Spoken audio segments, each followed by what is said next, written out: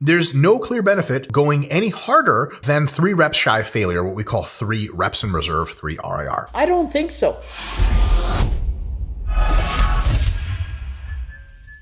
Coach Greg, and in today's video, should you train to failure? Well, Mike Israetel says you should never, while I'm saying in many cases for most people, you should in fact be training to failure. There's no clear benefit going any harder than 3 reps shy of failure, what we call 3 reps in reserve, 3 RIR. And so Mike Israetel, he has a PhD, he's highly studied, he knows what he's talking about, but he's saying there's no additional benefit to training past 3 reps in reserve. And what that means is 3 reps from failure.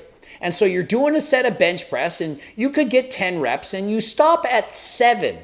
The 8th and 9th and 10 rep do absolutely nothing. And so why would you bother? And I'm thinking, how can that be possible? But listen, Mike is getting his information from the average of studies. And what kind of participants are usually involved in studies? Are they advanced level lifters? Are they IFBB pros? Are they taking performance enhancing drugs? Or are they people that volunteered for the study? Perhaps they're soccer players at some university, and they don't have a lot of experience. No benefit of going with 0 RIR versus 3 RIR in pretty much the average of the studies. And so consider this. If you're a beginner, you just started training, you're not an advanced lifter, do you really think you would need to train to failure to make gains? For muscle growth to occur, you need protein, water, energy, and a stimulus for muscle growth. That stimulus being lifting weights. If you've never lifted weights before, you could stop 5 reps from failure and probably still make gains. Maybe even 10. Think of it. You've never trained before. You start and you do a warm-up set. You do some squats with just the bar. You're probably going to be sore. You could make gains from that. But the more years of experience you have, the more you get used to it, the harder you need to push yourself. And if you go too hard at your beginner, it's going to hinder your progress. Think of it. You're a beginner in the gym. You go to failure on every set and you walk out, feels like you got hit by a truck. You trained way too hard. This is not good. You do what's called progressive overload. You train harder than last time. And so in the majority of these studies, they're not using advanced lifters. And so stopping 3 reps from failure, that's enough. But if you're an advanced level lifter, 3 reps from failure, it's not hard enough. How could it be? How would that be possible? We all say progressive overload, harder than last time. If you've been stopping 3 reps from failure for the last year, would it not make sense that stopping 2 reps of failure would improve your intensity and cause greater gains? Harder than last time. 3 reps from failure, going to 2 reps from failure, that is harder. And so I don't agree with Mike that stopping 3 reps from failure on every set, on every body part, for every individual is going to be training hard enough. Also, consider this. Some lifts are simply harder than others. Are you going to debate me? Does anyone consider that doing a set of 10 all out on the squats is not harder than doing a set of 10 all out on the bench press? And so if you stop 3 reps from failure on a squat, you probably did push pretty hard. Same as on the deadlift. But on the bench press or maybe calf raises, bicep curls, is 3 reps from failure really that hard? Does your central nervous system take a beating? Are you thinking, wow, I'm so burned out, I had to push myself, so mentally draining, taxing, to push myself for 7 reps on that set of bench? I don't think so. And so to me, it depends on the exercise selection. And so the harder the exercise, the more likely you are to be able to get away with having more reps in reserve. And the easier the exercise, the fewer reps in reserve you should leave. Very easy sets like side laterals, you should be training to failure. Something hard like squats, especially if it's dangerous, that you might not be able to get that rep, well, of course, don't train to failure every time. Another factor to consider is the rep range. If you're doing 5 sets of 5 like a power lifter, do you really think you should stop 3 reps from failure?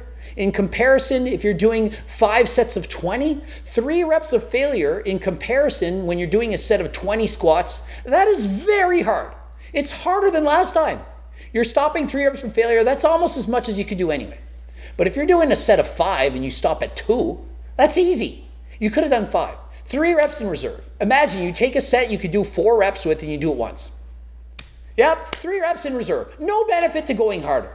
In comparison, that all-out set of squats for 20 reps and you stop at 18, that was hard. And so it's not just the reps in reserve, but how many reps in reserve do you have left in comparison to how many reps you're about to do? If you still don't get it, it's a lot harder to do 97 reps when your max is 100 than it is to do 1 rep when your max is 4. And so think of it, what's harder? You're squatting 1 rep when you could do 4, or squatting 97 reps when you can do 100? Certainly 97 reps, way harder, even though both are 3 reps in reserve. Going all the way to absolute failure can cause tons of fatigue and prevent you from stringing together awesome back-to-back workouts because each workout becomes so fatiguing it can mess up the workout. Sure, I'm not going to disagree with that. 100% correct. But if you can't string together workouts because you're too sore from training too hard, do fewer sets. If you're doing 8 sets of legs to failure and you can't recover the next time, we'll do fewer than 8 sets. Maybe try 4. And so rather than thinking that volume is the only answer, that you should do a lot of volume with 3 reps in reserve all the time, why not think, I'm going to go to failure and do fewer sets of it? Now, don't get me wrong. Don't go so far as to think that a guy like Jay Vincent is correct, thinking 1 set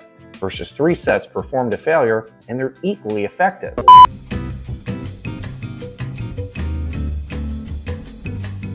And so my advice for those of you out there who are saying, I can't train to failure because I can't recover from my next workout, do less volume, fewer sets. And whether you're natural enhanced, it's going to be up to the individual. I can do set after set to failure, but I've been training for decades. I'm used to it. If you only do 2 or 3 sets to failure and that's enough that you can't recover from for your next set, then do a few sets less. 1, maybe 2. That's all you need. And so I'm not saying you have to do every single set to failure, but I am saying that it is beneficial for most people to do some of their sets to failure. Perhaps it's only the final set of the day. You've done several sets, 3 reps in reserve, but this is your last set of the day. Perhaps you've been training chest, you've done 5 or 6 sets so far, 3 reps in reserve. This is your final set. Lighten the weight and go AMRAP, as many reps as possible. And perhaps you did 5 sets of 5 with 3 reps in reserve. This last set, you're going to lighten the weight. You're going all out. Perhaps you're going to get 15 to 20 reps.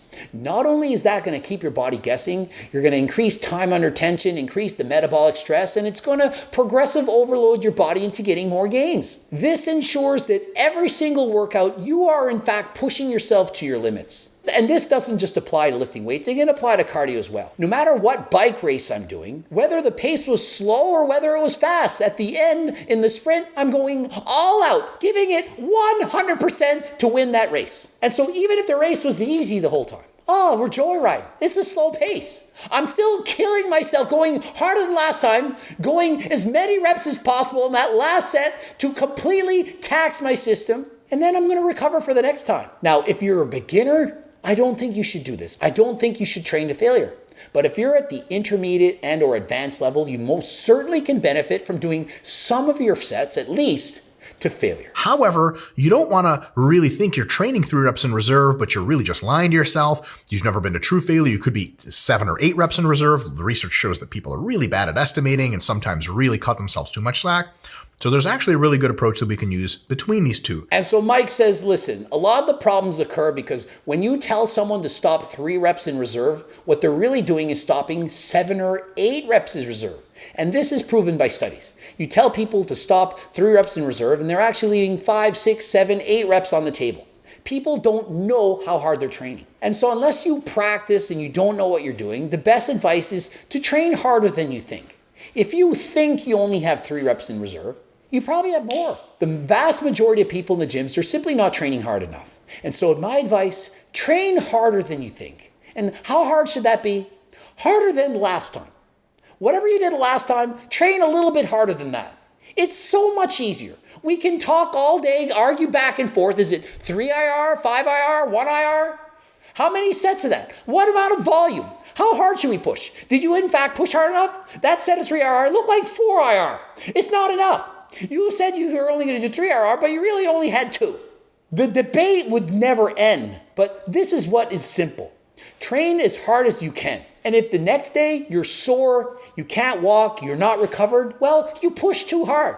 You're one of the 5% of the people out there who are actually training too hard. The vast majority of people, as in almost everyone, is not training hard enough.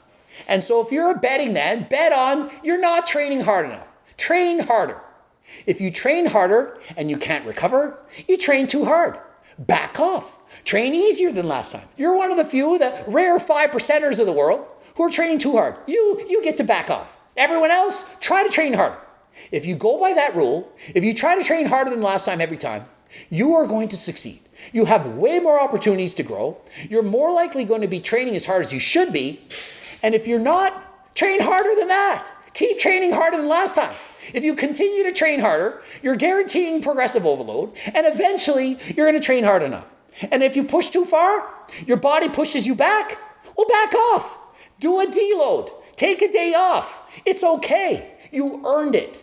Those of you who are pushing the hardest, bodybuilding, weightlifting, it's a great sport. Those of you who are putting the most into it are almost always the ones getting the most back. Hope the video helped. And remember, if you need some help with natural supplements, please consider getting HTLT supplements. It's all 10% off. Use code Greg. So many amazing supplements like creatine, protein powder, pre-workouts, G-Focus, G-Test, 3-Test, Delta Sleep, ActiBuilder, the list goes on and on. Also, we have cookbooks, training books, coaching plans by me and my team, the Circle Diet book, you see it back there. Did Gertie get into the G-Shredder pre-workout? Gertie! Any supplements, Seco bars, and so on, code Greg, 10% off. Please click the link in the description. Subscribe, click the bell button, comment for the algorithm, watch one of those bloops, follow me Instagram, Greg Doucette IB Pro. Hope you learned something, and until next time, I am out.